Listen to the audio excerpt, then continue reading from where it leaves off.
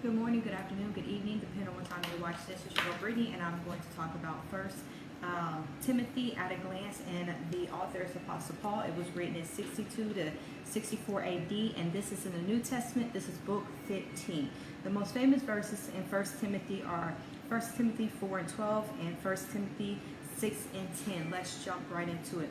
There are three themes in 1 Timothy. The first one is to lead well in 1 Timothy, and the main verse is from chapter 3, verse 14 to 15. The second theme is suffering well, that's in 2 Timothy. And the third theme is teaching well, and that's in Titus. The first theme in the first chapters of chapter 1, verse 1 through 2, 3 through 11, and 12 through 19, this is Christ-like behavior. Then you have chapters 2 and 3, or chapters 2, verse 3, when he speaks about how to pray for leaders, what does leaders look like, how you should choose a leader. Then in chapter 2 to chapter 3, then chapter 3, verse 14 through 16, this is a summary of the poem of Christ, what everybody should be like, Christ-like. Then you have the last part, but again, this will be in 1 and 2 Timothy. None of the verses are coming from Titus, that is from a later, I'll get to that later. Chapter 4, verse 1 through 5 is about what do you do when someone leaves the faith. Chapter 4, verse 6 to 16, and chapters 5, 6 through, depending on what book that you're looking at,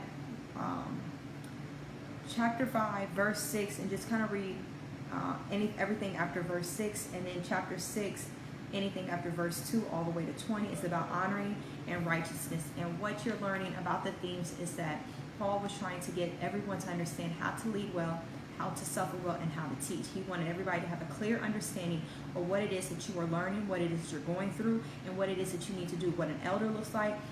Make sure that you marry godly folks. Make sure your house is in order. Make sure you pray for those that are in front of you. Remember to have a Christ-like behavior. Remember to get an understanding in all things that you do.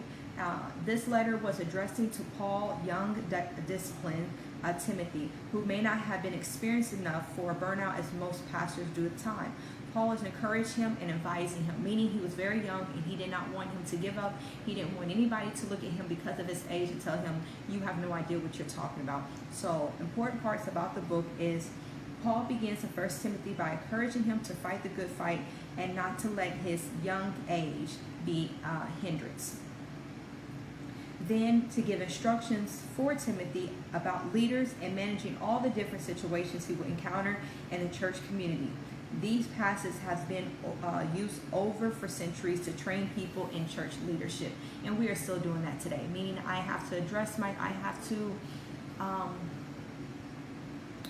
it's just like me talking to you. I have to ensure that I am not,